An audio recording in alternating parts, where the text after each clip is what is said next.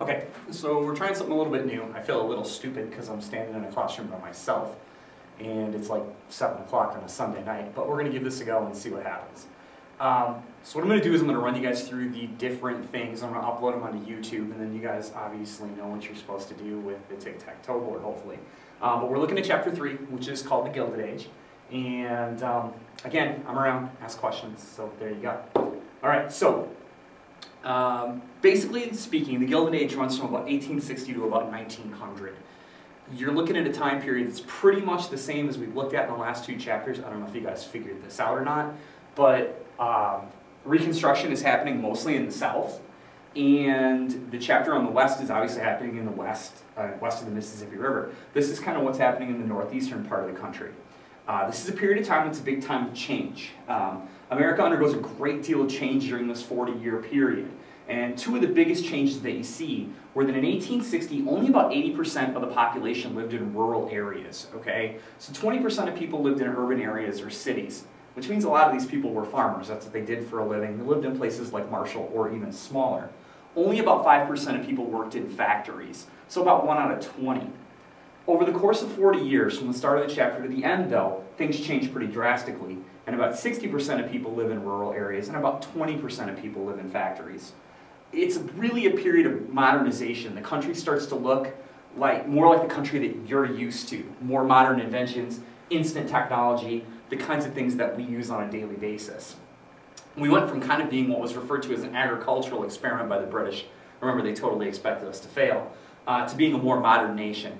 Now, the time becomes known as the Gilded Age. Now, the trick to this is most of you guys don't know what the word gilded means. So I want you to think about a gold necklace. Gold necklace isn't really 100% gold, it's gold plated. There's some cheap, junky metal under there someplace, probably. And if you scratch away the pretty stuff, you've got just kind of a cheap necklace. When something's gilded, that means it's pretty on the outside and not so great on the inside, so I don't know, like maybe a Kardashian or something, if you're, so persuaded. If any of you guys like the Kardashians, you're probably glaring at me right now, but you're a dork anyway. Now, during this time period, there was a centennial birthday party for the United States, a 100th birthday party. They had it in Philadelphia because that was the place that the United States was born.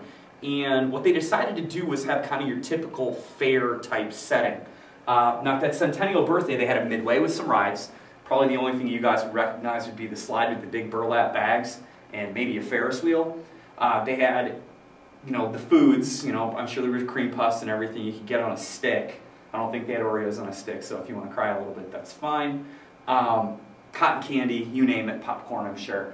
But then they had two buildings that were kind of really popular. There was an America of the Past building, where they had a lot of the cool history of the country lined up for the people to see, and then there was an America of the Future building. Now, the America of the Future building was probably the most popular visited area during the fair. You could have walked on a linoleum floor for the first time, kind of like a kitchen floor.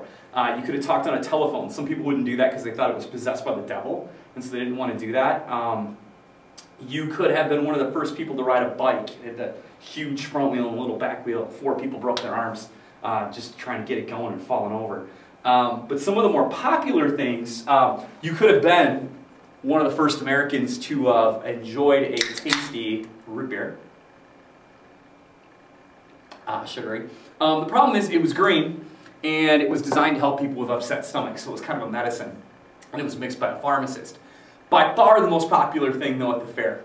For 10 cents, you could be one of the first people to try a tasty banana, a South American treat. The problem was people were willing to pay 10 cents, or almost a week's wage, to try it. They had no idea how to eat it. And so a lot of the first customers were extremely disappointed when they bought the banana, and then they bit into it, and I thought it tasted awful. If you've ever done this, this isn't very good. So I can imagine that they felt pretty treated. And so after the first day, they had a representative stand in the line and show people how to peel the banana, and then how to eat it, which is a lot more tasty. I'm not going to lie to you, that was pretty awful. I'm going to probably spend about the next 10 minutes trying to get that taste out of my mouth. I'm going to throw this away now. I'll be right back. But it kind of showed where America was going. Now, what we're going to do in this unit is we're going to look at a number of different things. All right, but we're going to start off by kind of setting the stage for you guys. I still have banana peel in my mouth. I'm really sorry. I swear Mom in the seat told me not to talk with my mouth full.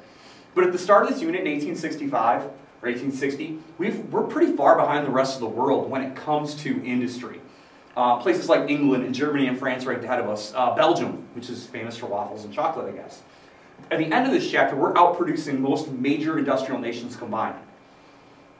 Still chewing banana peel. Now, the why. We had a number of natural resources. Now, you can look at it this one of two ways. We had resources that we could use, or we had resources that we exploited, which we're paying for today. The second thing, we had a growing number of workers, and those workers were coming from all over the globe to hang out and make America their home. We had growing markets. As travel becomes easier, there's more people to sell things to, more people around the world want to buy our cheap crap, and so we had a lot of people to sell to. We had investors with capital, people that had money who were willing to invest it in other people's ideas. If you came up with a great idea for an invention and you went to a billionaire or a millionaire, that person might be willing to give you money and hope that your idea would work. And also we had the government on our side. They wanted us to become a bigger deal. And so they start to practice something called laissez-faire economics. And laissez-faire economics are this idea, the government's going to keep their butts out of things unless it's going to hurt somebody. So if you wanted to make barf-flavored jelly beans, that's great. Now, if you wanted to make broken glass jelly beans, not so good because people could get hurt. Now, in this unit, what we're going to look at, we're going to look at kind of this in like 4 different sections. We're going to do kind of major trendsetters in business. We're going to talk about entrepreneurs, French word, we're going to talk about what that means. We're going to talk about the stories of these famous people and what made them what they are. A little bit about some new business practices. Then we're going to look at invention and innovation. We're going to talk about what's new, what are the big changes. Factories, we're going to talk about what it was like to work in a factory, what the life of a factory was like. And then we're going to talk a little bit about unions. And last but not least, we're going to talk about life in the city and immigration. Now, some advice. This is weird for me. I'm trying to figure out how to end this. I've never made a video like this before. But stop it, pause it, and rewind it as much as needed to get what you guys need. If you're having a hard time looking at these notes, just tell me. I can share them with you. That's not a big deal. I just thought maybe I'd give this a try this way. Obviously, I'm available to answer questions. The CAs are here, the pairs are here to answer questions. And we're going to have a lot of time to work on this, as I showed you guys in the presentation before. You're not going to have a ton of luck trying to watch these on your Chromebooks, apparently. That's why I've got the iPads in class, but also maybe try them out on a computer at home. Try to take some notes, and again, if you can't quite see these things, pause, and that way you'll be able to get more out of it. The next video is going to deal with major trendsetters in business and those entrepreneurs, so we'll see you in the next one.